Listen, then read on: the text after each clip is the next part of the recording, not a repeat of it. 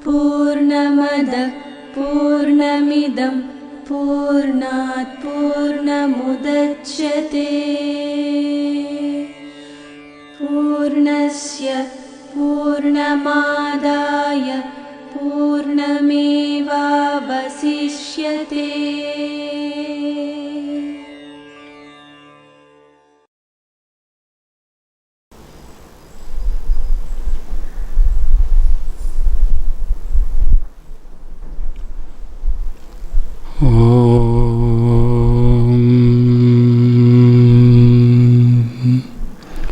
व्यासाय विष्णुरूपाय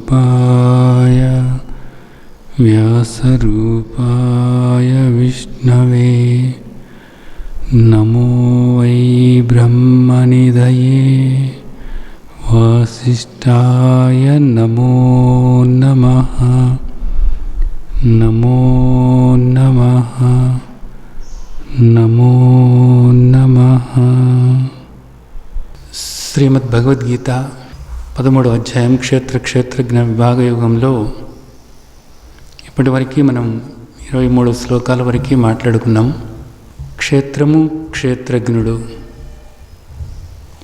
ప్రకృతి, పురుషుడు.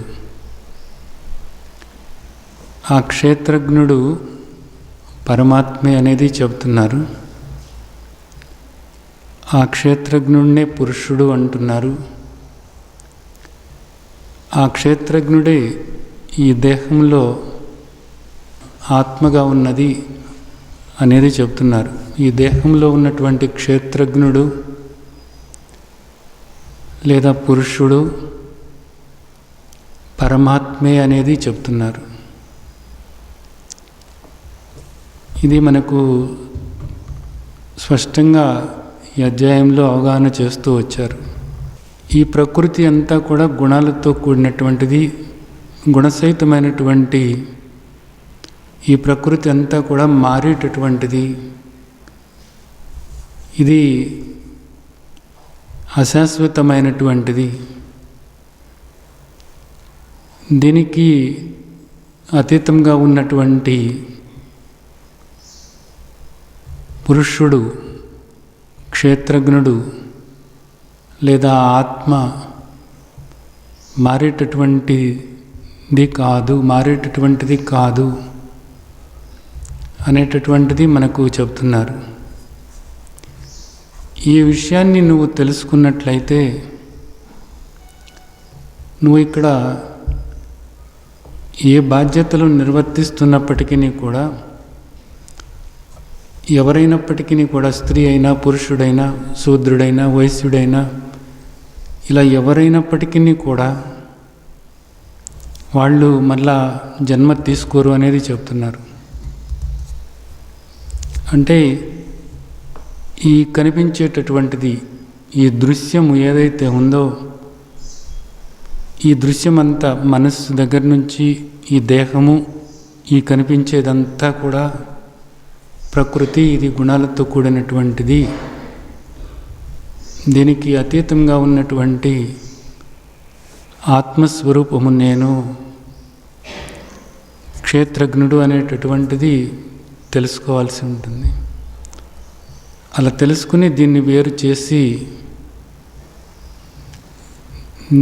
నిన్ను నీవు గుర్తించుకుంటూ ఉన్నట్లయితే, నిన్ను నీవు గ్రహించుకుంటూ ఉన్నట్లయితే ఇంకా నీకు మరలా జన్మలు ఉండవు అనేది చెప్తున్నారు. ఇప్పుడు మన ప్రయత్నం అంతా కూడా దీని గురించే కదా. అర్థం చేసుకోండి. ఇది ఈరోజు 24వ శ్లోకం నుంచి అవగాహన చేసుకోవటానికి ప్రయత్నం చేద్దాం.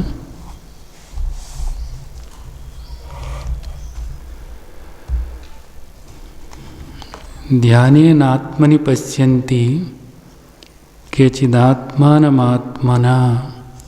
అన్యే సాంఖ్యేన యోగేన కర్మయోగేన చాపరే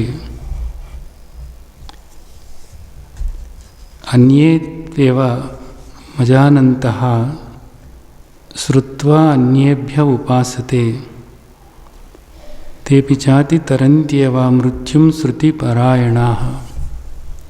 ఈ రెండు శ్లోకాలు కూడా మనం కలిపి అర్థం చేసుకోవాల్సి ఉంటుంది. రెండు శ్లోకాల్లోనూ కూడా ఒక విషయాన్ని మనకు తెలియచేస్తున్నారు. ఇక్కడ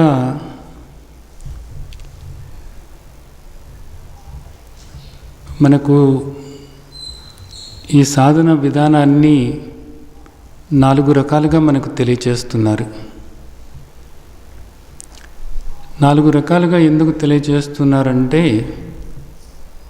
పూర్వజన్మ సంస్కారాలను బట్టి ఉత్తములు ఉంటారు, మధ్యములు ఉంటారు, మందమతితో ఉన్నవాళ్ళు ఉంటారు, అతి మందమతులు కూడా ఉంటారు. ఇట్లా 4 రకాలుగా ఉంటారన్నమాట. ఇది పూర్వజన్మ సంస్కారాల వల్ల వచ్చినటువంటిది. మనకు శ్రీమద్ భగవద్గీతలో తండ్రి 6వ అధ్యాయంలో మీరు చెప్పినట్లుగా ఈ బోధ అవగాహన చేసుకుంటూ మీరు చెప్పినట్లుగా ఆచరణలో పెట్టుకుంటూ ఉన్నప్పుడు గమ్యం చేరకుండానే మరణించినట్లయితే మా పరిస్థితి ఏమిటి అని అర్జునుడు అడుగుతాడు. దానికి సమాధానంగా భగవంతుడు ఏం చెప్పారు అంటే, నీవు ఈ జన్మలో ఈ మార్గంలో ఎంతవరకు అవగాహన చేసుకున్నావో, ఎంతవరకు నువ్వు ప్రయాణం చేశావో అక్కడి నుండి నీ నడక మొదలవుతుంది వచ్చే జన్మలో. అలాగే దానికి నీవు ఎక్కడ ఉన్నావో అక్కడి నుండి నీవు నడక సాగించటానికి కావలసినటువంటి పరిస్థితులు నీ చుట్టూతా ఉంటాయి. అలాంటి కుటుంబంలోనే నీవు పుడతావు అనేటటువంటిది మనకు 6వ అధ్యాయంలో చెప్పారన్నమాట. అంటే ఇక్కడ మనకి 4 రకాలుగా చెప్తున్నారన్నమాట. 4 మెట్లు అనుకోండి. కిందటి జన్మలో మీరు 2వ మెట్టు మీద ఉండగా మీ దేహం రాలిపోయింది అనుకోండి. అప్పుడు ఖచ్చితంగా మీరు అదే సంస్కారంతో పుడతారు. 2వ మెట్టు మీద నుంచి 3వ మెట్టు మీదకి, 3 నుంచి 4 మీదకి నడపటానికి కావలసినటువంటి అలాంటి బోధ చేసేటటువంటి వారికి దగ్గరగా లేదా అలాంటి వారి కుటుంబంలోనే మీరు పుడతారు అనేటటువంటిది మనకు తండ్రి 6వ అధ్యాయంలోనే తెలియచేశారన్నమాట. అలాగే ఇక్కడ కూడా మనకు ఏం చెప్తున్నారంటే 4 రకాలుగా చెప్పారన్నమాట. ఈ 4 రకాలు కూడా ఇక్కడ అవగాహన చేసుకోవటానికి ప్రయత్నం చేద్దాం. కిందటి జన్మలో మీరు ఈ 3 మెట్లు కూడా ప్రయాణం చేసి ఇంకా 4వ మెట్టు మీదకి చేరటానికి దగ్గరగా ఉన్నట్లయితే ఈ జన్మలో మీకు ఆ 4వ మెట్టు మీదే ఆసక్తి ఉంటుందన్నమాట. ఇంకా 1వ మెట్టు, 2వ మెట్టు, 3వ మెట్టు వీటి మీద ఆసక్తి ఉండదు. దృష్టి అంతా కూడా 4వ మెట్టు మీదే ఉంటుందన్నమాట. ఆ 4వ మెట్టు మీదకి మీరు వెళ్ళటానికి కావలసినటువంటి వాతావరణం కూడా అక్కడ మీకు అలాంటి వ్యక్తులు సాంగత్యం మీకు దొరుకుతుంది అన్నమాట. సరే, ఇక్కడ ఈ 2 శ్లోకాల్లో ఏం చెప్పారో మనం తండ్రి అవగాహన చేసుకుందాం. ధ్యానేనాత్మని పశ్యంతి కేచిదాత్మానమాత్మానా. ఇక్కడ ఇది నిజానికి 4వ మెట్టు మీదకి సంబంధమైనటువంటిది అన్నమాట. ఇక్కడ ఆత్మానం అన్న మాట ఒకటి వచ్చింది, తర్వాత ఆత్మన అన్న మాట ఒకటి వచ్చింది, ఆత్మని అన్న మాట ఒకటి వచ్చింది. 3 మాటలు. ఈ 3 మాటలు అవగాహన చేసుకోవాల్సి ఉందన్నమాట. ఆత్మానం అన్నప్పుడు అక్కడ పరమాత్మ అని అర్థం చేసుకోవాలి. అంటే పరమాత్మను ఇక్కడ ధ్యానే అన్నమాట. ధ్యానే నా ఆత్మని అన్నారు. ధ్యానే అంటే ధ్యానం. ఈ 4వ మెట్టు మీద ధ్యానం చేయాలి. ఎవరిని ధ్యానించాలి? పరమాత్మను ధ్యానించాలి. ఏ పరమాత్మను ధ్యానించాలి? సాకార పరమాత్మను కాదు, నిరాకార పరమాత్మను, నిర్గుణ పరమాత్మను ధ్యానించాలి.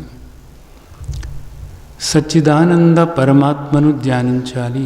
సచ్చిత్ ఆనంద పరమాత్మను ధ్యానించటమే ఈ 4వ మెట్టు మీద నీవు చేయాల్సినటువంటిది. సర్వవ్యాపకమైనటువంటి, నిత్యుడైనటువంటి, సత్యుడైనటువంటి, ఆనందస్వరూపుడైనటువంటి పరమాత్మను నువ్వు ధ్యానించాలి. సచ్చిదానంద పరమాత్మను ధ్యానించటమే ఈ 4వ మెట్టు మీద నీవు చేయాల్సినటువంటి సాధన. అయితే పరమాత్మను ఎక్కడ ధ్యానించాలి? మనకు శ్రీమద్భగవద్గీతలో ఇప్పుడు దాకా తండ్రి ఏం చెప్పారు? సర్వవ్యాపకమై ఉన్నాను అనేది చెప్పారు. మత్త పరతరం నాన్యత్ కించిదస్తి ధనంజయ మై సర్వమిదం ప్రోతం సూత్రే మణిగణాయవ.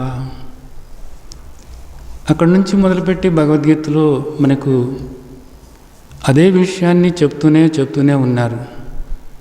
సర్వవ్యాపకమైనటువంటి పరమాత్మను నువ్వు ధ్యానించాలి అంటే, నిర్గుణ పరమాత్మను నీవు ధ్యానించాలి అంటే ఇప్పుడు ఎక్కడ ధ్యానించాలి అనేటటువంటి దానికి తండ్రి ఏం చెప్తున్నారంటే ఆత్మన అన్నారు. ఇక్కడ ఆత్మన అనేటటువంటి దానికి అర్థం ఏమిటి అంటే, ఆత్మన అన్న మాటకు అర్థం ఏమిటంటే శుద్ధ అంతఃకరణము. శుద్ధ అంతఃకరణము అంటే మనోమాలిన్యము ఉన్నప్పుడు ధ్యానించటం అన్నది సాధ్యం కాదు. పరమాత్మను ఎక్కడ తెలుసుకోవాలి, ఎక్కడ ధ్యానించాలి? నీలోనే ధ్యానించాలి.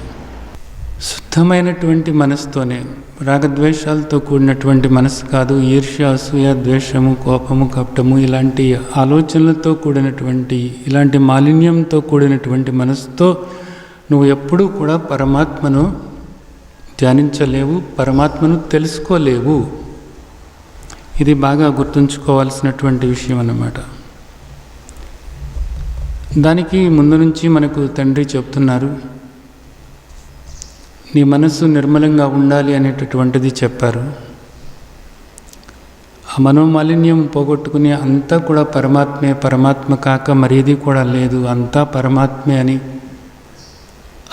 అంతటా కూడా పరమాత్మని గుర్తు చేసుకుంటూ, ఎవరి పట్ల కూడా ద్వేషం లేకుండా, అందరి పట్ల కూడా ప్రేమ పెంచుకొని, సమభావన ఏర్పరచుకొని, అందరి హితాన్ని కూడా కోరుతూ నీవు రజోగుణం నుంచి, తమోగుణం నుంచి బయటపడినట్లయితే నీవు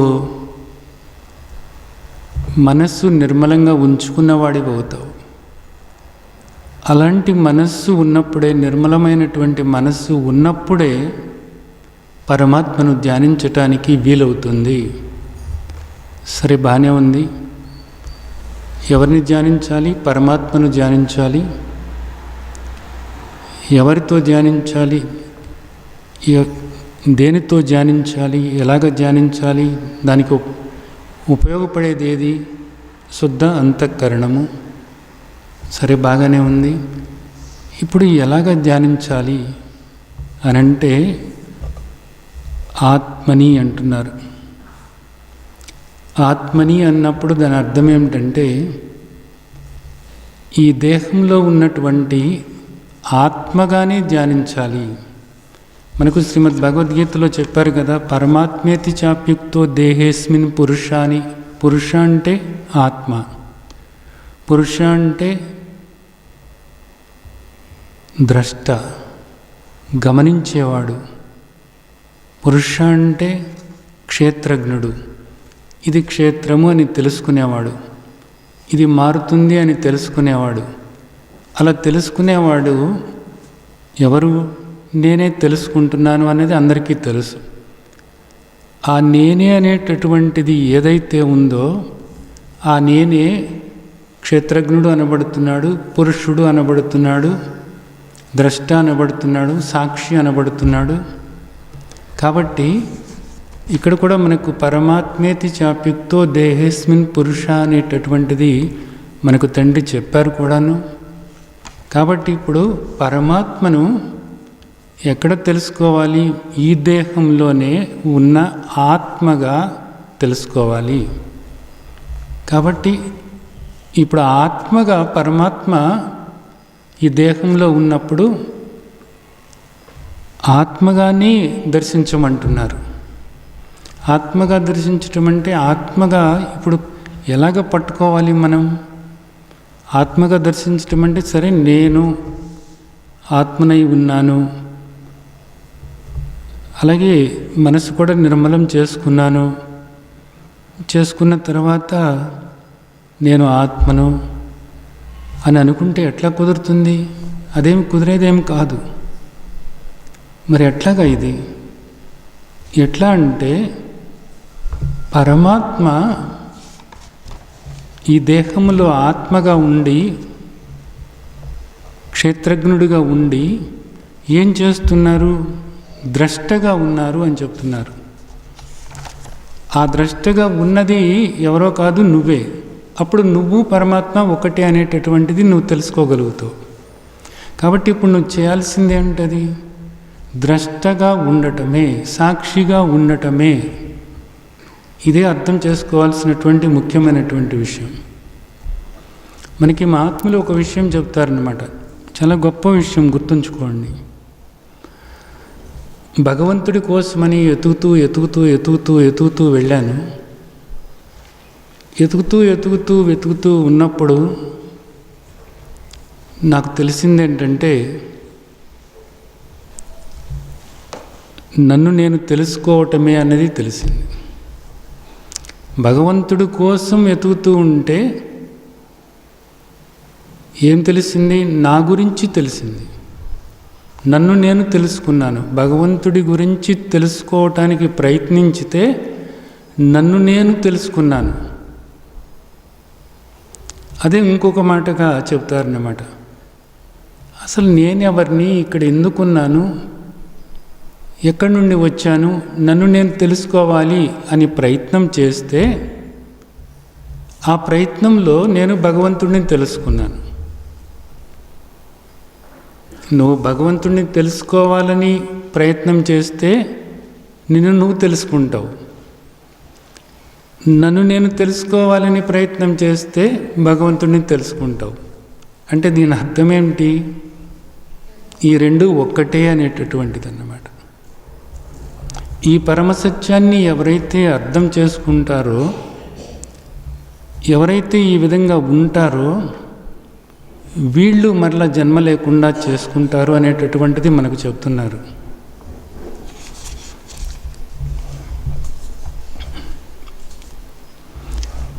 ఇది మొదటిది, అంటే 4వ మెట్టు అన్నమాట. ఇది అంటే సాధన ఏం చేయాలి? ఇదిగో ఇది చేయాలన్నమాట. నువ్వు కూర్చున్నా, నుంచున్నా, ఏం చేస్తున్నా, ఏది చూస్తున్నా, ఏది వింటున్నా, ఏది తింటున్నా, ఏది ఆగ్రాణిస్తున్నా, ఏది రుచి చూస్తున్నా, ఏదైనా సరే చేయాల్సిందేమిటి? ద్రష్టగా ఉన్నానా లేదా అనేటటువంటిది గమనించుకుంటూ ఉండటమే, అంతే. ఆ విధంగా చేసుకుంటూ వెళితే దానిలో లోతేమిటి అనేటటువంటి దాన్ని నువ్వు అర్థం చేసుకోవటానికి వీలవుతుంది. దానిలో లోతేమిటి అన్నదాన్ని నీవు అర్థం చేసుకోవటానికి వీలవుతుంది. ఆ విధంగా ప్రయత్నం చేయాలి అనేటటువంటిది చెప్తున్నారు. అయితే ఇది అందరికీ కుదురుతుందా? కుదరదు. ఎందుకు కుదరదు అంటే, ఇది ఇప్పుడు మనం చెప్పుకున్నంత తేలిగ్గా అవగాహన అయ్యేటటువంటిది కాదు. దీనికి ముందు నీవు సరైనటువంటి అవగాహన ఏర్పరచుకోవాలి. ఇప్పుడు వరకు నువ్వు ఒక అజ్ఞానంలో ఉన్నావన్నమాట. నీకు భగవంతుడంటే ఎవరో తెలియదు, నువ్వంటే ఎవరో తెలియదు. అలాంటి నిన్ను తీసుకొచ్చేసేసి లోపల నువ్వు గమనించేవాడిలాగా ఉన్నావు. ఆ గమనించేటటువంటి వాడే పరమాత్మ, నువ్వు పరమాత్మ ఒక్కటే. నువ్వు అలా ధ్యానం చేయి కూర్చుని, అంటే నువ్వు ద్రష్టగా ఉండు, గమనిస్తూ ఉండు అంటే అదేమి కుదిరే విషయం ఏం కాదు. అందుకని దాని కింద మెట్టు మీదకి రావాలి. ఏమిటి దాని కింద మెట్టు అంటే ఇక్కడ అన్యే సాంఖ్యేన యోగేన అంటున్నారు. దానికి కింద మెట్టు ఏంటంటే సాంఖ్యము అనేది చెప్తున్నారు. సాంఖ్యము అంటే ఇక్కడ అర్థం ఏమిటంటే జ్ఞానము. జ్ఞానం అనేటటువంటిది లేనప్పుడు నీ అజ్ఞానం అన్నది పోదు. ఇక్కడ నీవు అజ్ఞానంలో ఉన్నావు. అజ్ఞానం వల్లనే దుఃఖం నీకు కలుగుతుంది. ఈ జన్మలకు కారణము అజ్ఞానమే. నీ దుఃఖానికి కారణము అజ్ఞానమే. అంటే నీవెవరు అనేది తెలవకపోవటమే. అలాగే భగవంతుడు ఎక్కడో ఉన్నాడు అనేటటువంటి ఆలోచన ఒకటి నీకు గట్టిగా ఉండటం వల్లనో వీటన్నిటి కారణం వల్ల నీకు ఈ దుఃఖం కలుగుతుంది. కాబట్టి ఇక్కడ నీకు కావాల్సింది ఏంటంటే జ్ఞానం కావాలి అనేది మనకి ఇక్కడ చెప్తున్నారన్నమాట. ఈ జ్ఞానం అనేటటువంటిది మళ్ళీ నీకు ఎలా వస్తుంది? దీనికి కూడా నువ్వు ఆ జ్ఞానబోధ వినాలి అంటే నీకు మనోమాలిన్యం అనేది ఉండకూడదు.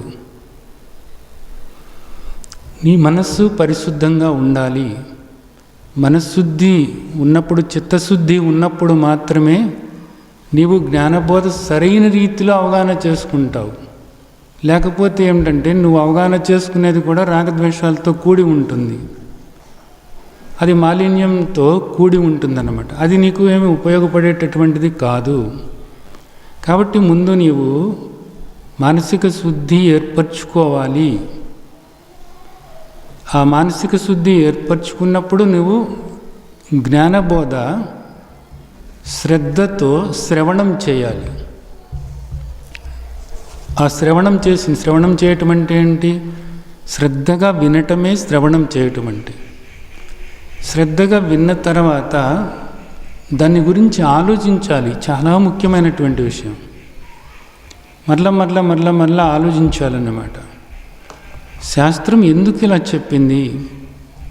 దీనిలో లోతు ఏంటి?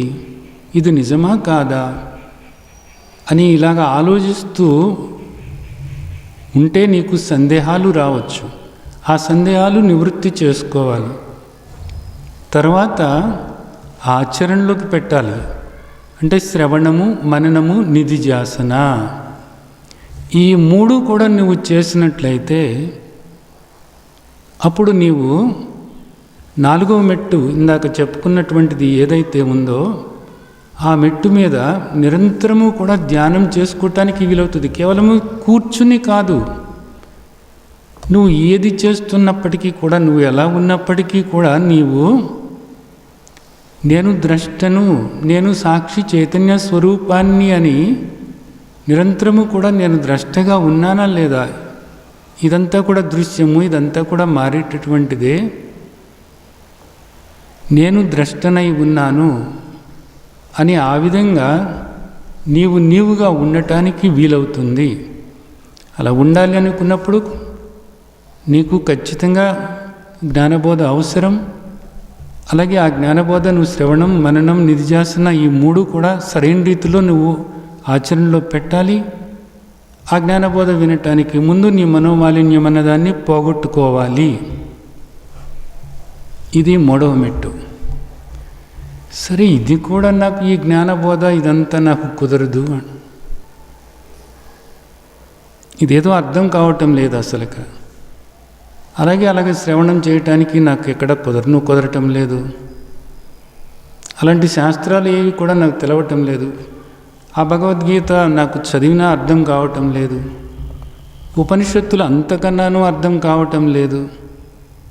మరి అలాంటప్పుడు ఎట్లాగా అంటే నీకు ఇంకా ఆ స్థాయికి నువ్వు రాలేదు అన్నమాట. నీ సంస్కారాలు ప్రకారంగా నీవు ఇప్పుడు ఎక్కడ ఉన్నావు అంటే 2వ మెట్టు దగ్గర ఉన్నావు అన్నమాట. 2వ మెట్టు దగ్గర ఉన్నావు. ఈ 2వ మెట్టు ఏమిటి? ఇక్కడ ఏం చెప్తున్నారు? యోగేన కర్మయోగేన చాపరే అని చెప్తున్నారు. కర్మయోగం చెయ్యి. భగవంతుడున్నాడు, ఆయన చూసుకుంటాడు. నీ ముందున్నటువంటి పని ఏదైతే ఉందో ఈ పని ఆయన నీ ముందుకు తీసుకొచ్చారు అనుకో, దీన్ని శ్రద్ధగా చెయ్యి. శ్రద్ధగా చేసి ఏ ఫలితం వచ్చినప్పటికీ కూడా అది ఆయన ప్రసాదంగా స్వీకరించు. మరి నాకు కొన్ని కోరికలు ఉన్నాయి కదా, నీకు ఇక్కడ కోరికలు ఉన్నట్లయితే పర్వాలేదు, మంచిదే. ఈ కర్మయోగము 2 మెట్లుగా ఉంది. ఇక్కడ మొదటి మెట్టు ఏంటంటే నీ కోరిక భగవంతుడికి నివేదించవచ్చు. తండ్రి, ఇప్పుడు నా కోరిక ఇది తండ్రి, నా కోరిక నెరవేరేలాగా చేయి తండ్రి అని చెప్పేసి నువ్వు భగవంతుడిని కోరుకోవచ్చు. అయితే ఆ కోరిక కోరుకున్న తర్వాత నువ్వు ఏం చేయాలో అది చేసుకుంటూ వెళ్ళాలి. శ్రద్ధగా చేసుకుంటూ వెళ్ళిన తర్వాత నువ్వు కోరిన దాన్ని నీవు పొందకపోయినట్లయితే,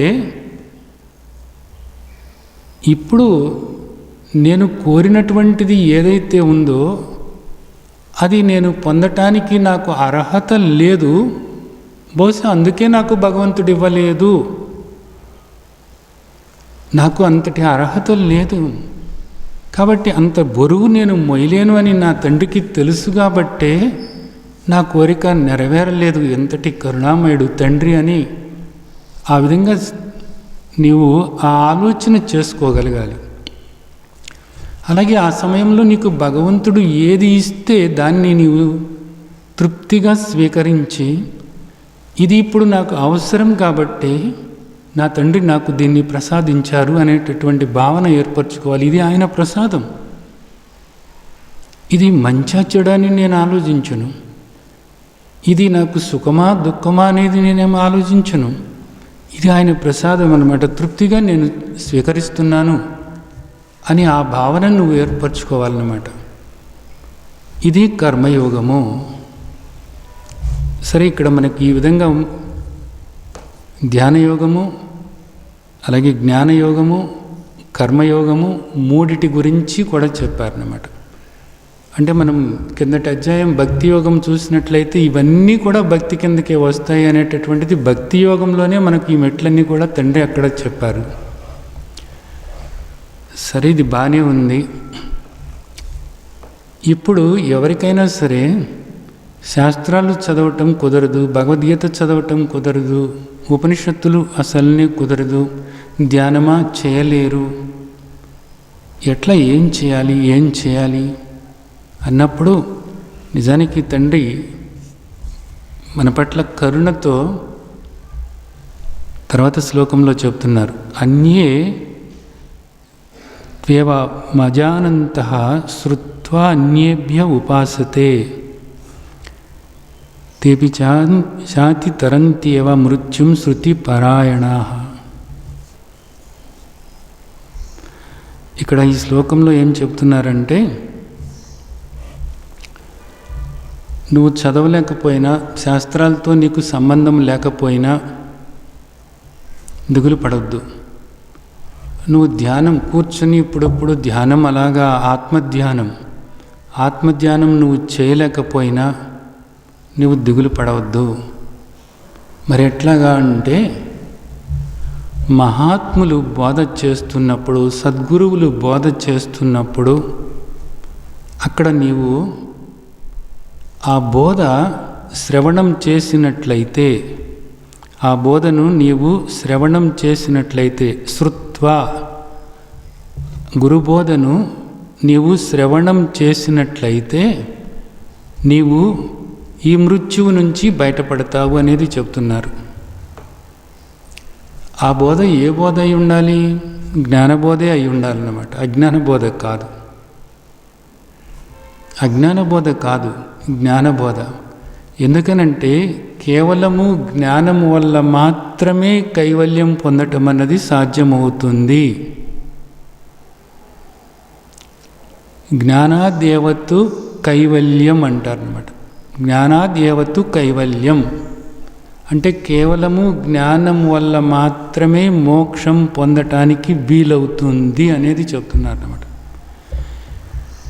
ఎవరైతే జ్ఞానబోధ చేస్తున్నారో వాళ్ళ దగ్గరకు వెళ్ళి నీవు శ్రద్ధగా వాళ్ళు చేసేటటువంటి బోధ నీవు విన్నట్లయితే శృతి పారాయణ అన్నారన్నమాట. ఇక్కడేంటి? శ్రద్ధ కావాలి. మనకి శ్రీమద్ భగవద్గీతలో ముందే చెప్పారు, శ్రద్ధావాన్ లభతే జ్ఞానం తత్పర సంయతేంద్రియ. శ్రద్ధావాన్ లభతే జ్ఞానం తత్పర సంయతేంద్రియ అనేది చెప్పారు. ఆ శ్రద్ధ నీకు ఉందా లేదా అనేది. ఆ బోధ చేస్తున్నారు, ఆ బోధ చేస్తున్నప్పుడు ఆ బోధ పట్ల నీకు ప్రగాఢమైనటువంటి విశ్వాసం ఉండాలన్నమాట. అది ఈ బోధ మన అజ్ఞానాన్ని పోగొడుతుంది, మన దుఃఖాన్ని పోగొడుతుంది, మనల్ని ఈ జనన మరణ చక్రం నుంచి మనల్ని కాపాడుతుంది అనేటటువంటి ప్రగాఢమైనటువంటి విశ్వాసం ఉండాలి. బోధ పట్ల విశ్వాసం ఉండాలి నీకు. బోధ పట్ల ప్రగాఢమైనటువంటి విశ్వాసం ఉన్నప్పుడు, అప్పుడు నువ్వు ఆ శ్రద్ధతో దీన్ని శ్రవణం చేసినప్పుడు ఆ బోధ లోపలికి నెమ్మదిగా ఇంకుతూ ఉంటుందన్నమాట. శ్రుత్వా అన్యేభ్య ఉపాసతే అన్నారు. ఉపాసతే అంటే ఏంటి? ఆ బోధకు నువ్వు దగ్గరవుతూ ఉంటావు.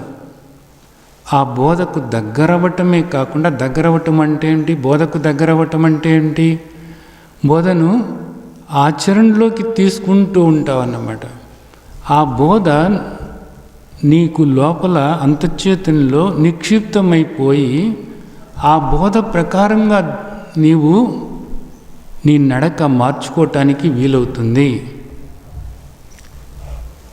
ఆ విధంగా కనుక నువ్వు చేసినట్లయితే అప్పుడు ఖచ్చితంగా నీవు ఈ జనన మరణ చక్రం నుంచి నీవు బయటపడతావు అనేటటువంటిది మనకు చెబుతున్నారన్నమాట. ఇది చాలా తేలికైనటువంటి మార్గమే. అంటే ఒక సద్గురువు చెంతకు చేరి అక్కడ శ్రవణం చేసి, ఇక్కడ కూడా శ్రవణం చేసిన తర్వాత గుర్తుంచుకోండి ఏమన్నారు? శృతి పరాయణ. పరాయణ అంటే దాని అర్థం ఏంటి? ఇక్కడ శ్రద్ధ ఉండాలి నీకు. ఏదైతే చెప్తున్నారో దాని పట్ల విశ్వాసం ఏర్పరచుకుని ఉపాసతే, కేవలం వినటం కాదు, ఉపాసతే అన్న మాటకు అర్థం ఏమిటి? ఆచరణలోకి తీసుకుంటూ ఉండాలన్నమాట. ఏది వింటున్నారో శ్రద్ధగా దాన్ని ఆచరణలో పెడుతూ ఉన్నావా లేదా? ఆచరణలో పెడుతున్నావా లేదా? ఆచరణలో పెట్టడానికి ముందు నీ అవగాహన సరిగ్గా ఉందా లేదా? అవగాహన సరిగ్గా ఉందా లేదా అనేది నీకు ఎలా తెలుస్తుంది? ఎవరైతే బోధ చేస్తున్నారో వాళ్ళని అడగటమే. నేను ఇట్లా అర్థం చేసుకుంటున్నానండి, ఇది సరైనటువంటిదేనా అనేది. నేను ఇలా ఆలోచిస్తున్నాను, నా ఆలోచన సరైనటువంటిదేనా? నేను ఇలా ఆచరించాలనుకుంటున్నాను, ఇది సరైనటువంటి ఆలోచనేనా అని నీవు ఆ విధంగా నువ్వు విన్నటువంటిది, నువ్వు లోపల అవగాహన చేసుకున్నటువంటిది, నువ్వు ఆచరించబోయేటటువంటిది అది సరైందా కాదా అనేది అర్థం చేసుకుని దాన్ని ఆచరణలో పెట్టుకోవటం ఏదైతే ఉందో అది ఉపాసతే అన్న మాటకు అర్థం తీసుకోవాలి ఇక్కడ. ఆ విధంగా చేసినట్లయితే నీకు తప్పకుండా ఇంకా ఈ జనన మరణాలు అనేటటువంటివి నిన్ను తాకవు అనేది నువ్వు తెలుసుకోగలుగుతావు. వీటికి అతీతంగా నువ్వు ఉన్నావు అనేటటువంటిది నీవు అర్థం చేసుకోగలవు అన్నది ఇక్కడ మనం గ్రహించాల్సినటువంటి ముఖ్యమైనటువంటి విషయం. తర్వాత శ్లోకం, యావత్ సంజాయతే కించిత్ సత్వం స్థావర జంగమం క్షేత్రజ్ఞ సంయోగాత్ తద్విద్ధి భర్తర్షభ. ఇక్కడ మళ్ళీ మనకి తండ్రి గుర్తు చేస్తున్నారన్నమాట. సత్వం స్థావర జంగమం అన్నారన్నమాట. ఇక్కడ మనకు కనిపించేటటువంటి ఈ ప్రాణులన్నీ కూడా, ఈ ప్రాణులు అన్నప్పుడు ఇక్కడ వృక్షాలు ఇవి కూడా వస్తాయి అన్నమాట. ఈ ప్రాణంతో ఉన్నటువంటివి అన్నీ కూడా మనం ఏది చూస్తున్నామో అవన్నీ కూడా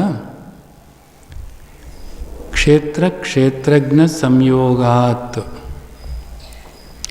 ఈ యావత్తు కూడా మొత్తమంతా కూడా క్షేత్రము క్షేత్రజ్ఞుడు ఈ రెంటి యొక్క కలయిక ఏదైతే ఉందో, కూడిక ఏదైతే ఉందో, లేదా సంబంధము అనేది ఏదైతే ఉందో, వీటి వల్లనే ఇలాగా కనపడుతున్నాయి మనకు. అంతే. మొత్తం క్షేత్రము, క్షేత్రజ్ఞుడు. క్షేత్రము ఏమిటి? ఆకారాలతో కూడినటువంటిది ఇది. అలాగే ఇది గుణాలతో కూడినటువంటిది, ఇది జడమైనటువంటిది. క్షేత్రజ్ఞుడు నిరాకారము, అలాగే నిర్గుణము, అలాగే చైతన్యము.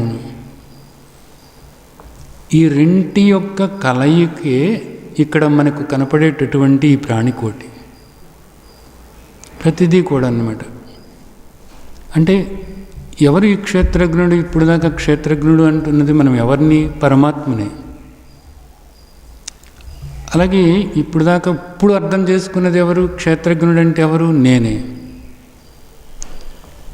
ఈ దేహంలో ఉన్న క్షేత్రజ్ఞుడు నేనే అనేది కదా మనం అర్థం చేసుకున్నాము. ఈ దేహంలో ఉన్న క్షేత్రజ్ఞుడు అంటే ఆత్మే. ఆ ఆత్మే పరమాత్మ అనే కదా మనకు తండ్రి చెప్పారు. ఆ నేను నిరాకారమై ఉన్నాను అన్నది కదా మనం అర్థం చేసుకుంటున్నది. మిగిలినంతా కూడా దృశ్యమై ఉంది. మిగిలినంతా కూడా దృశ్యమై ఉంది. ఆ దృశ్యానికి ద్రష్ట క్షేత్రజ్ఞుడు. ఎవరైతే ఈ విధంగా తెలుసుకుంటారో వాళ్ళు సరైనటువంటి రీతిలో తెలుసుకున్నట్లు అవుతుందన్నమాట. ఇలా తెలుసుకోవాలి అనేది ఇక్కడ మనకు చెబుతున్నారన్నమాట. ఈ శ్లోకంలో ఇదిగో ఇది నువ్వు చేయాల్సింది. ఇక్కడ ఇదంతా కనపడుతున్నది కదా, ఈ కనపడుతున్నంతా కూడా ఏమనుకుంటున్నావు నువ్వు? ఈ రెంటి యొక్క కలయికే. అంటే ఇప్పుడు మనం అర్థం చేసుకోవాల్సింది, ఏది చూస్తున్నా ఎవరిని చూస్తున్నా కానీ క్షేత్రజ్ఞుడు ఒకరున్నారు, ఆత్మ ఉంది. వీటన్నిటిలోనూ కూడా ఆత్మ ఉంది లేదా పరమాత్మ ఉంది అనేది గుర్తు చేసుకోవాలన్నమాట. తర్వాత శ్లోకంలో ఇంకా కొంచెం మనకి వివరంగా చెప్తున్నారు తండ్రి. సమం సర్వేషు భూతేషు తిష్టంతం పరమేశ్వరం వినశ్యత్సు అవినశ్యంతం య పశ్యతి స పశ్యతి. సమం సర్వేషు భూతేషు తిష్టంతం పరమేశ్వరం వినశ్యత్సు అవినశ్యంతం. వినశ్యత్సు అంటే నాశనమయ్యేటటువంటివి. ఏవేవి నాశనమవుతున్నాయి? ఈ కనపడేవన్నీ నాశనమవుతున్నాయి. ఈ దృశ్యమంతా కూడా నాశనమయ్యేటటువంటిదే. మొత్తం ఈ దృశ్యమంతా కూడా మనస్సు దగ్గర నుంచి, దేహం దగ్గర నుంచి కనపడేదంతా కూడా దృశ్యము అనబడుతుంది. ఇదంతా కూడా నాశనమయ్యేటటువంటిదే. ఇదంతా కూడా క్షేత్రమే, ఇదంతా ప్రకృతి, ఇదంతా కూడా నాశనమయ్యేటటువంటిదే. ఈ నాశనమయ్యేటటువంటి దానిలో నాశనం కానటువంటి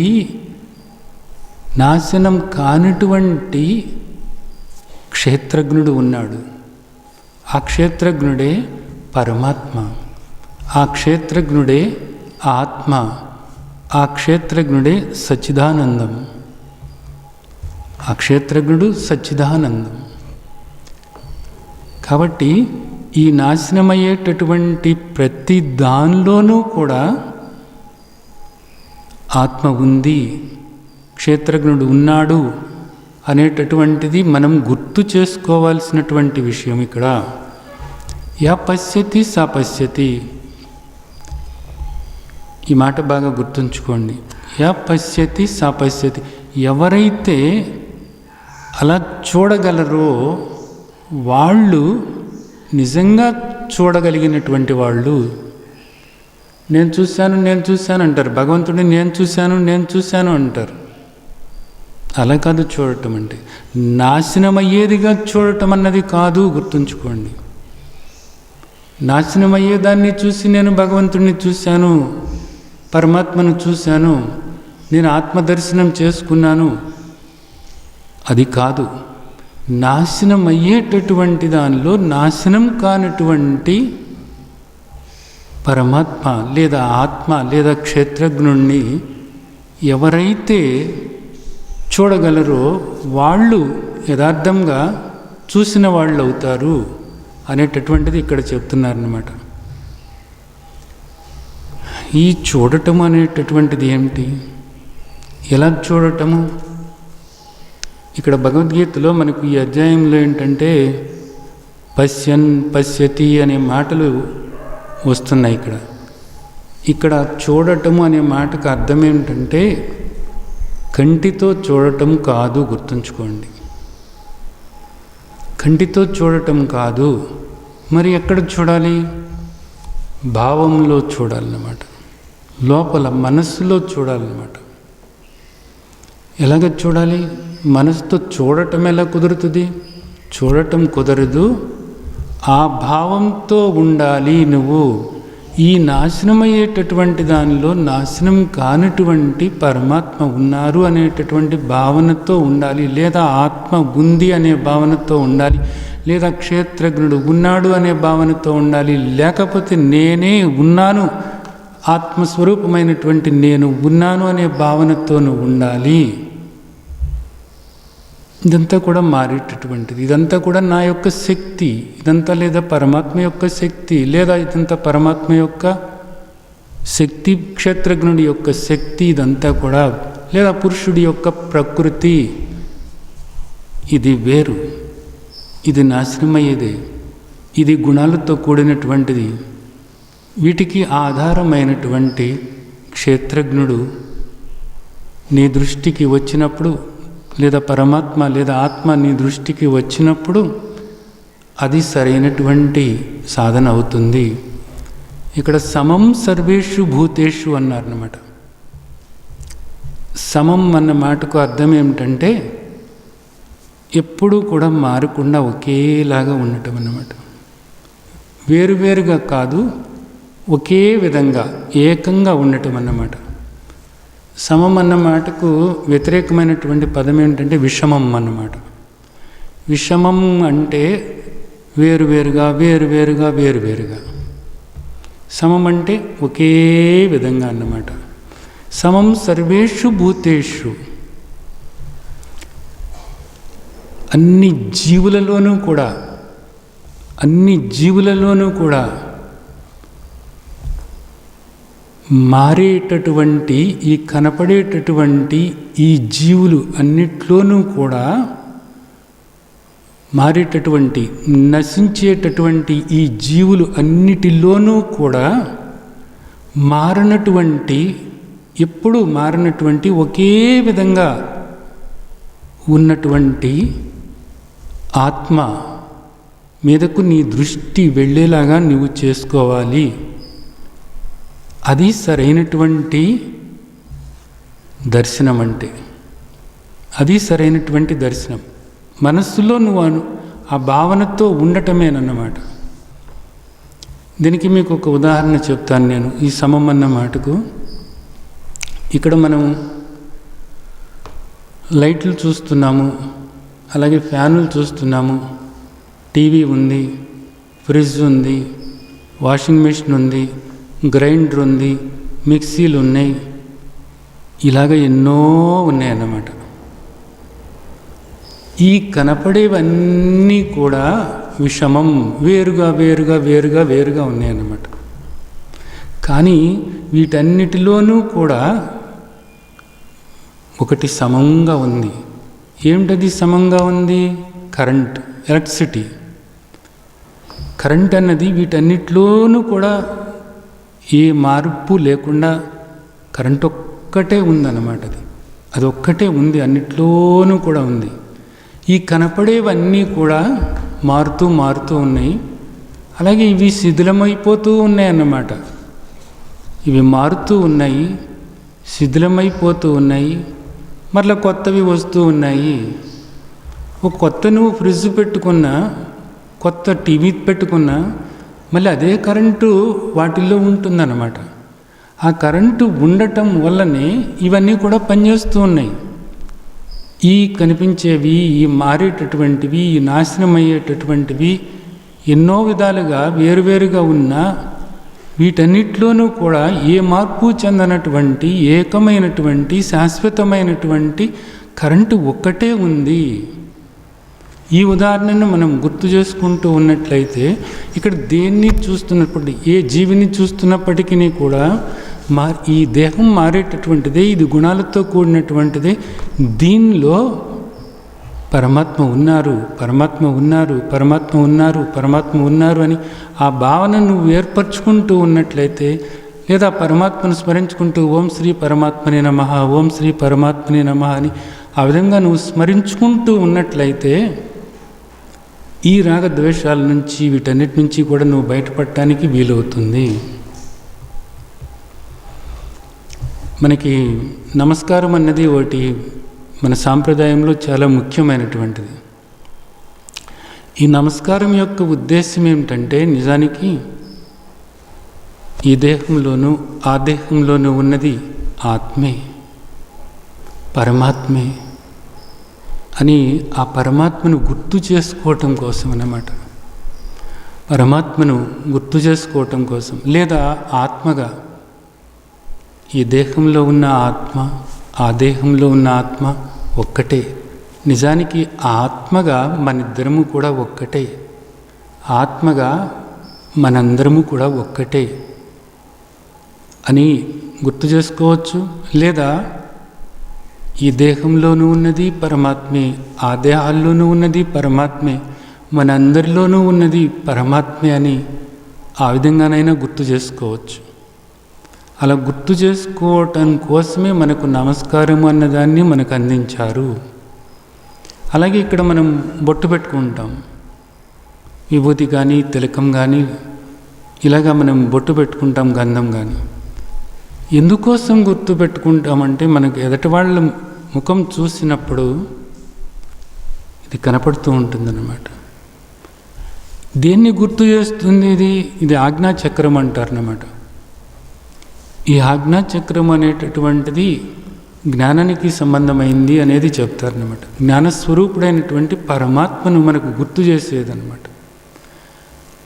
ఆ ముఖం చూడగానే అక్కడ తిలకం కనపడుతున్నప్పుడు, విభూతి కనపడుతున్నప్పుడు ఈ దేహంలో పరమాత్మ ఉన్నారు, నా దేహంలో పరమాత్మ ఉన్నారు, ఈ దేహంలోనూ పరమాత్మ ఉన్నారు, లేదా ఈ దేహంలో ఉన్న ఆత్మను నేనే, అలాగే ఆయా దేహాల్లో ఉన్న ఆత్మను కూడా నేనే అని ఆ భావన ఏర్పరచుకోవటానికి అన్నమాట.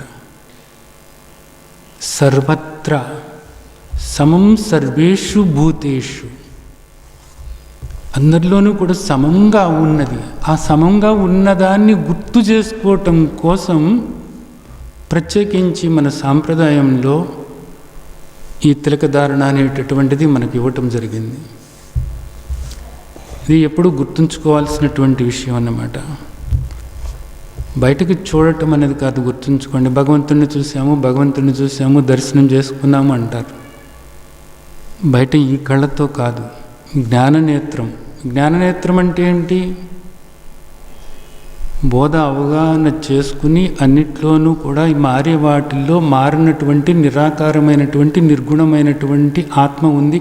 ఆ ఆత్మే నేను, లేదా ఆ ఆత్మే పరమాత్మ అని గుర్తు చేసుకోవటమే అది ఆ పశ్యతి అన్న మాటకు అర్థం, చూడటము అన్న మాటకు అర్థం. ఆ చూపు ఏర్పరచుకోవాలన్నమాట. పశ్యైతాన్ సమవేతాన్ కురునీతి అనే బోధతో మనకు భగవద్గీత బోధ మొదలైంది. నిజానికి పశ్యైతాన్, మళ్ళీ ఇక్కడ పశ్యతి అంటున్నారు, పశ్యన్ అంటున్నారు, చూడటం. అలా చూడాలన్నమాట. మారేదాన్ని చూడాలి. ఈ మారేదానికి అతీతంగా ఉన్నటువంటి ఆత్మను గుర్తు చేసుకోవాలి. తర్వాత సమం పశ్యన్ హి సర్వత్ర సమవస్థితమీశ్వరం న హినస్తి ఆత్మన ఆత్మానం తత యాతి పరాం గతిం. అంటే ఇక్కడ ఏం చెప్తున్నారంటే, ఈ సమం పశ్యన్ హి సర్వత్ర, సమవస్థితమీశ్వరం, ఈశ్వరం అంటున్నారు ఇక్కడ. ఈశ్వరం అన్నా, ఈశ్వరుడు అన్నా, పరమేశ్వరుడు అన్నా, పరమాత్మ అన్నా, ఆత్మ అన్నా, క్షేత్రజ్ఞుడు అన్నా, చైతన్యము అన్నా, పురుషుడు అన్నా, ఇవన్నీ ఒకటే, గుర్తుంచుకోండి. ఇవన్నీ కూడా ఒక్కటే, గుర్తుంచుకోండి. అన్నిట్లోనూ కూడా సర్వత్రా అన్నారన్నమాట. సర్వత్రా అంటే ఇక్కడ పై శ్లోకంలోనేమో సర్వేషు భూతేషు అన్నారు జీవులలో, ఇక్కడేమో సర్వత్రా అన్నారన్నమాట. సర్వత్రా అన్నప్పుడు మనకు అనుభవానికి వచ్చేటటువంటి ప్రతిదీ ఏది శబ్ద స్పర్శ రూపరసగంధాలు అన్నమాట. లేదా మనకు 5వ అధ్యాయంలో చెప్పారు చూడండి, పశ్యన్ శృణ్వన్ స్పర్శన్ జిగ్రన్ అచ్చన్ గచ్చన్ స్వాప్, వీటన్నిటిలోనూ కూడా సమంగా ఏ మార్పు లేకుండా పరమాత్మ ఉన్నారు అనేది ఎవరైతే తెలుసుకుంటారో వాళ్ళు ఇక్కడ ఏమంటున్నారంటే నై హీనస్తి ఆత్మన ఆత్మానం అంటున్నారన్నమాట. అలాంటి వాడు తనను నాశనం చేసుకోడు అనేది చెప్తున్నారన్నమాట. తనను తాను చంపుకోడు అన్నమాట ఇక్కడ దీని అర్థం. నిజానికి ఇదేంటి చంపుకోవటం ఏంటి? చంపుకోడు అంటే ఎందుకు చంపుకోడు అంటే, చంపుకోకుండా ఏం చేస్తాడట, యాతి పరాం గతిం, ఆ పరమగతిని పొందుతాడు, మోక్షం పొందుతాడు. అంటే ఏంటి? నాకు అసలు మృత్యువే లేదు అని తెలుసుకోవటం అన్నమాట. నేను ఆత్మస్వరూపాన్ని అనేది ఊరికి తెలుసుకోవటం కాదు, అనుభవపూర్వకంగా ద్రష్టగా ఈ ఆలోచనలకి కూడా నేను సాక్షిగా వీటేటికి కూడా అంటకుండా అసంగుడిలాగా నేనుగా ఉన్నప్పుడు పోయేది ఏమిటి? ఇక్కడ ఈ దేహం ఏమిటిది? పంచభూతాలతో కూడింది, పంచభూతాల నుండి వచ్చింది, పంచభూతాలతో కలిసిపోతుంది. నేను అనుకుంటున్నటువంటి నేను ఎప్పుడూ చనిపోయేవాడిని కాదు. నాకు మృత్యు అన్నది లేనే లేదు. ఆత్మస్వరూపమైనటువంటి నాకు మృత్యు అన్నది లేనే లేదు అనేటటువంటి ఈ జ్ఞానం అనుభవపూర్వకంగా ఎవరైతే గ్రహించగలుగుతారో, ఎవరైతే నిరంతరము ఆ అనుభవంతో ఉంటూ ఉంటారో వాళ్ళు ఎప్పుడు కూడా వాళ్ళని వాళ్ళు నాశనం చేసుకోరు. వాళ్ళని వాళ్ళు చంపుకున్న వాళ్ళుగా మారరు, చంపుకునే వాళ్ళుగా మారరు. అలా కాకుండా నేను ఈ దేహమే అనుకున్నప్పుడు వాడికి ఎమ్మటే భయం ఉన్నది ఒకటి ఉండనే ఉంటుంది. ఎప్పుడు చచ్చిపోతాను, నేను చచ్చిపోయేవాడిని అనుకుంటానే ఉంటాడు. వాడు చనిపోయిన తర్వాత మళ్ళీ దేహం వస్తుంది, మళ్ళీ అలాగే అనుకుంటాడు, అలాగే చనిపోతూ ఉంటాడు, అలాగే అనుకుంటూ ఉంటాడు. యద్భావం తద్భవతి. నేను దేహము అనుకునేవాడు ఎప్పుడు కూడా దాంతోపాటే నేను దేహము అనుకోగానే, నేను పుట్టాను అనగానే నీకు మరణం అనేది రెడీగా ఉంటుంది. అంతే. నేను పుట్టేవాడిని కాదు, నేను మరణించేవాడిని కాదు, నేను శాశ్వతమైనటువంటి ఆత్మస్వరూపాన్ని అని ఎవరైతే అనుకుంటారో వాడికి ఇంకా మరణం ఎక్కడ? నేను పుట్టేవాడిని కాదు, నేను మరణించేవాడిని కాదు. ఈ దేహం అనేటటువంటి తొడుగు మధ్యలో వస్తూ ఉంది, పోతూ ఉంది, అంతే. ఇక్కడ ఇది అర్థం చేసుకోవాల్సినటువంటి విషయం అన్నమాట. ఇక్కడ అయితే ఒక విషయం ఒకటి మనం ఆలోచించుకోవాలి. సమం పశ్యతి సర్వత్రా అన్న మాట అన్నిట్లోనూ పరమాత్మ ఉన్నారు లేదా ఆత్మ ఉంది అని అలాగే గుర్తు చేసుకుంటూ ఉంటే కొన్ని రోజులకి ఏమవుతుందంటే, ముందు ప్రయత్నపూర్వకంగా గుర్తు చేసుకుంటూ ఉంటే అది క్రమేణా కూడా అది అలవాటు అయిపోద్ది అన్నమాట. గుర్తు చేసుకుంటూ ఉంటే అలవాటు అవుతుందా అని మీరు అడిగితే ఓ ప్రశ్న అడగొచ్చు. అలా కాదు, గుర్తు చేసుకుంటే అలవాటు అవ్వదు. మరి ఏం చేస్తే అలవాటు అవుతుంది? ఇది ఇక్కడ రహస్యం. దానికి తగ్గట్లుగా మీరు ప్రవర్తిస్తూ ఉండాలన్నమాట. అది ఒక వ్యక్తిని చూస్తున్నప్పుడు మీకు వెంటనే ఈ నాశనమయ్యేటటువంటి దేహంలో పరమాత్మ ఉన్నారు అనేది మీరు గుర్తు చేసుకుంటున్నారనుకోండి, అప్పుడు ఆ దేహం పట్ల మీరు ఎలాగ వ్యవహరించాలో అలాగ వ్యవహరిస్తూ ఉంటే అప్పుడు మీకు అది అలవాటైపోద్ది. అది మీ స్వభావంగా మారుతుంది అన్నమాట. అది అలాగే నేను కూడా ఈ దేహము అనుకున్నంత వరకు నీకు అహంకారం అనేది తప్పదు. ఈ దేహం అహంకారంతోనే ప్రవర్తిస్తూ ఉంటుందన్నమాట. నేను ఆత్మను అన్నది నీకు గట్టిగా స్థిరపడ్డప్పుడు, పూర్తిగా స్థిరపడ్డప్పుడు, లోపల అది బాగా అప్రయత్నంగా గట్టిగా నిలిచిపోయినప్పుడు ఆత్మ యొక్క లక్షణాలు ఈ దేహం నుండి వ్యక్తమవుతూ ఉంటాయన్నమాట. ఏదైనా కేవలం అనుకోవటం కాదు, అది ఆచరణలోకి పెట్టాలి. ఆచరణలోకి పెట్టినప్పుడు అది మీకు అలవాటై మీ స్వభావం అవుతుంది. నేను అనుకుంటున్నానండి అహమాత్మ అనుకుంటున్నానండి అంటే అనుకుంటే కాదు, అలా ప్రయత్నం చేయాలి. నువ్వు ఆత్మగా నీ లక్షణాలు ఏవైతే ఉన్నాయో ఆ లక్షణాలు నువ్వు ఈ దేహం నుండి వ్యక్తమయ్యేలాగా నువ్వు చేయగలగాలి. అలాంటి నువ్వు ఎప్పుడు చూసుకుంటూ ఉండాలి, ఆనందంగా చూసుకుంటూ ఉండాలి, సంతృప్తిగా చూసుకుంటూ ఉండాలి, శాంతిగా చూసుకుంటూ ఉండాలి. అలా చేస్తూ ఉన్నప్పుడు అది నీకు నీ స్వభావంలాగా మారిపోతుంది అన్నమాట. అప్పుడు నీ దేహం నుండి ఆ ఆత్మ పరిమళాలు బయటకు వ్యక్తమవుతూ ఉంటాయి అన్నమాట. అయితే వ్యవహారికంగా ఇక్కడ వచ్చి ఎలా ఉండాలి అన్నది, వ్యవహారికంగా ఎలా ఉండాలి అన్నప్పుడు బయట దేహాలు ఏవైతే ఉన్నాయో ఆ దేహాలతో ఎలా ఉండాలో అలా ఉండాలి అనేది మనకు శాస్త్రం చెబుతుంది. లోపల భావన చెదరకుండా ఆయా దేహాలతో ఎలా వ్యవహరించాలో అలా వ్యవహరించండి. నేను ఎప్పుడు చెప్పే ఉదాహరణ ఒకటి ఉంది కదా, పిల్లి ఏదైతే ఉందో ఆ పిల్లి వచ్చినప్పుడు ఆ పిల్లిలోనూ పరమాత్మ ఉన్నారు. అయితే ఆ పిల్లిని నువ్వు దగ్గర తీసుకొచ్చి కూర్చోబెట్టుకోవచ్చు. అలాగే పులి దేహంలో కూడా పరమాత్మ ఉన్నారు. కానీ ఆ పులిని తీసుకొచ్చి నువ్వు దగ్గర కూర్చోబెట్టుకుంటాను, అది పరమాత్మే ఇది పరమాత్మే, సమంగా నా తండ్రి అన్నిట్లోనూ ఉన్నారు, దానిలోనూ ఉన్నారు, దీనిలోనూ ఉన్నారు, ఈ నాశనమయ్యే దేహాలే. కాబట్టి ఇదైనా దేహమే అదైనా దేహమే, ఇది పంచభూతాలతో కూడిందే అది పంచభూతాలతో కూడిందే. కాబట్టి నేను పిల్లిని ఎలా దగ్గర కూర్చోబెట్టుకుంటాను, పులిని కూడా తెచ్చి అలాగే కూర్చోబెట్టుకుంటాను అంటే మాత్రం ఇంకా తర్వాత ఆలోచించడానికి నువ్వు ఉండవు. అలా చేయమని మనకు శాస్త్రం చెప్పటం లేదు, గుర్తుంచుకోండి.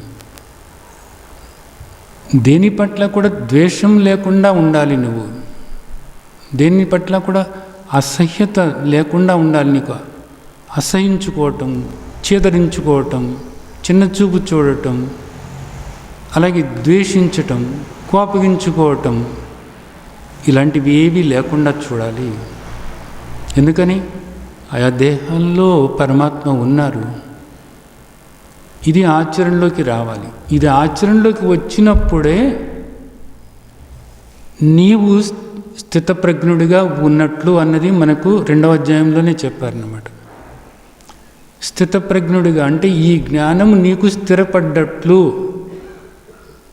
జ్ఞానం స్థిరపడితేనే అది ఆచరణలోకి వస్తుంది. ఆచరిస్తూ ఉన్నప్పుడు స్థిరపడుతుంది. ఇది అర్థం చేసుకోండి. ఆచరిస్తూ ఉన్నప్పుడు జ్ఞానం నీకు స్థిరపడుతుంది. స్థిరపడ్డ కొద్దీ నువ్వు ఆచరణలో ఇంకా నేర్పరితనం అన్న దాన్ని నువ్వు తెలుసుకోగలుగుతావు. తర్వాత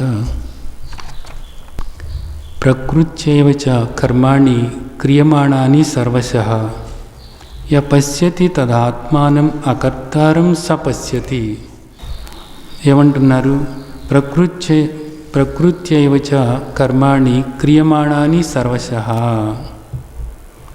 అంటే ఇక్కడ ఈ కర్మలన్నీ కూడా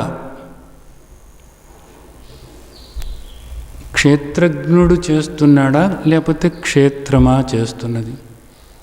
ఈ కదలికలన్నీ కూడా, ఈ మార్పులన్నీ కూడా, ఈ క్రియాకలాపాలన్నీ కూడా, ఈ కర్మలన్నీ కూడా క్షేత్రంలో జరుగుతున్నాయా లేక క్షేత్రజ్ఞుల్లో జరుగుతున్నాయా? క్షేత్రజ్ఞుడు నిరాకారుడు, నిరవయవుడు.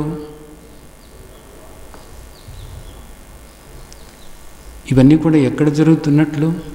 క్షేత్రంలో జరుగుతున్నాయన్నమాట. క్షేత్రంలో జరుగుతున్నాయి. ఇవన్నీ కూడా క్షేత్రంలో జరుగుతున్నాయి. అలాగే మనస్సు కదులుతుంది. మనస్సు కదులుతున్నప్పుడు మనస్సులో ఆలోచనలు వస్తున్నాయి, పోతున్నాయి, వస్తున్నాయి, పోతున్నాయి. అలాగే రకరకాలైనటువంటి భావాలు కలుగుతున్నాయి, భావోద్వేగాలు కలుగుతున్నాయి.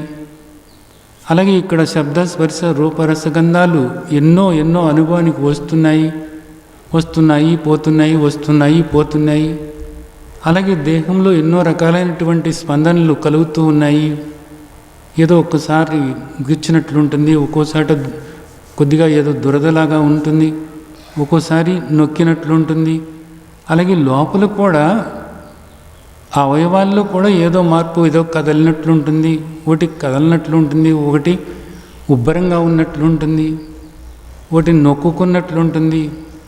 దేహం లోపల అలాగే ఈ చర్మంలోనూ, అలాగే ఈ ఇంద్రియాలకు సంబంధమైన విషయాలు, మనసులో భావాలు, భావోద్వేగాలు, ఇవన్నీ కూడా దేనికి సంబంధమైనటువంటివి? ఈ మారేటటువంటివన్నీ కూడా దేనికి సంబంధమైనటువంటివి? క్షేత్రానికి సంబంధమైనటువంటివి, ప్రకృతికి సంబంధమైనటువంటిది. పురుషుడికి సంబంధమైనటువంటిది కాదు, ప్రకృతికి సంబంధమైనటువంటిది. ఈ కదలికలన్నీ కూడా ప్రకృతికి సంబంధమైనటువంటివే, గుర్తుంచుకోండి. మరి పురుషుడు ఏం చేస్తున్నట్లు? పురుషుడు ఏం చేయట్లేదు, చూస్తూ ఉన్నాడు అన్నమాట. చూస్తూ ఉన్నాడు, గమనిస్తూ ఉన్నాడు, ద్రష్టగా ఉన్నాడు, సాక్షిగా ఉన్నాడు, అంతే. పురుషుడు చేసే పని ఏమిటి? ద్రష్టగా ఉండటము, ఆలోచనలతో సహా సాక్షిగా ఉండటము, గమనిస్తూ ఉండటం అన్నమాట. గమనిస్తూ ఉండటం అంటే విశ్లేషణ చేస్తూ కాదు, ఏ విశ్లేషణ లేకుండా అన్నమాట.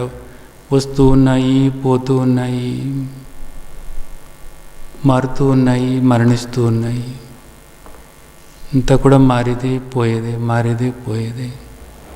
మనకి 2వ అధ్యాయంలోనే చెప్పారు, మాత్రా స్పర్శాస్తు కౌంతేయ శీతోష్ణ సుఖదుఃఖద ఆగమ అపాయినో అనిత్య తాం స్థితిక్షస్వ భారత.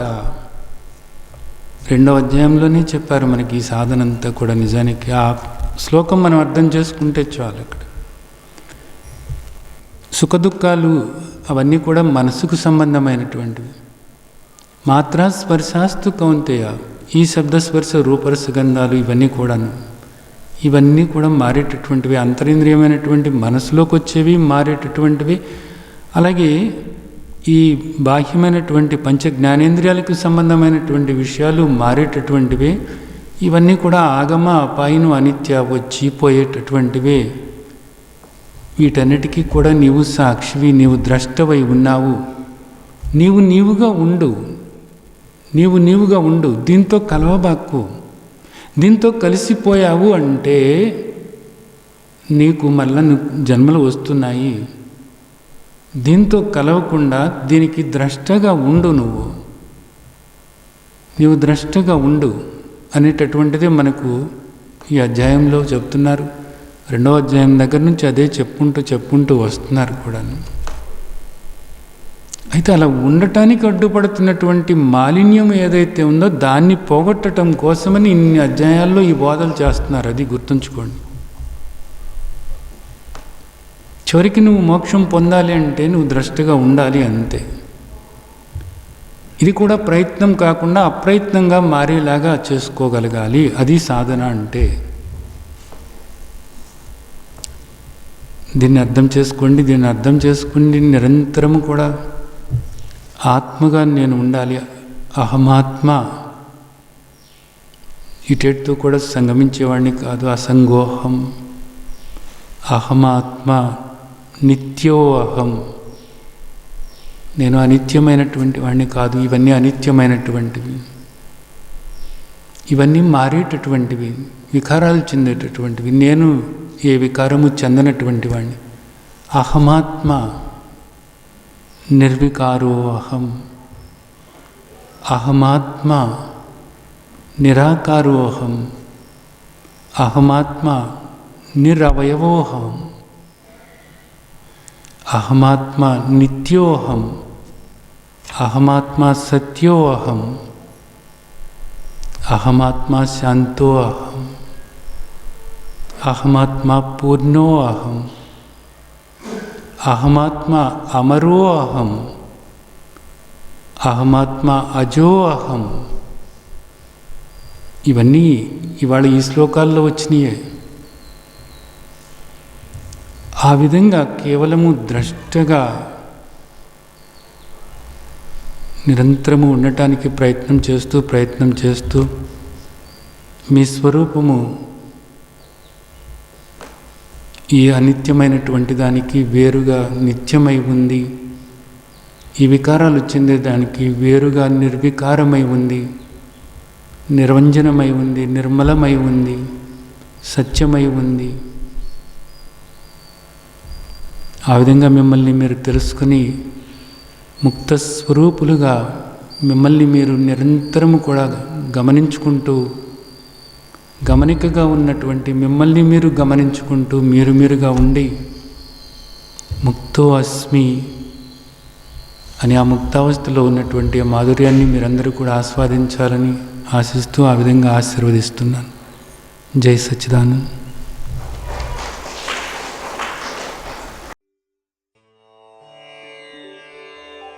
లోకా సమస్తా సుఖినో భవంతు.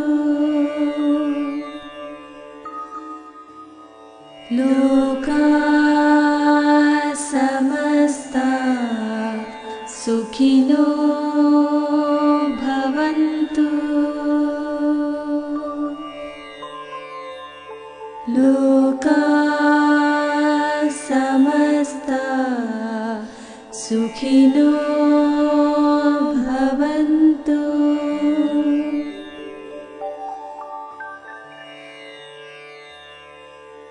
ఓ